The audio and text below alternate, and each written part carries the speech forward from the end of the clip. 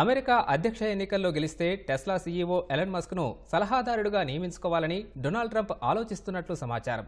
సలహాదారు హోదా కట్టబెట్టాలనే నిర్ణయానికి వచ్చినట్లు విశ్వసనీయ వర్గాలను పేర్కొంటూ వాల్ స్ట్రీట్ జర్నల్ ఓ కథనం ప్రచురించింది. ఈ విషయమై అధికారికంగా ఎలాంటి ప్రకటన వెలువడలేదు. ట్రంప్, మస్క్ ఇప్పటికే పలు అంశాలపై విస్తృతంగా చర్చిస్తున్నట్లు సమాచారం.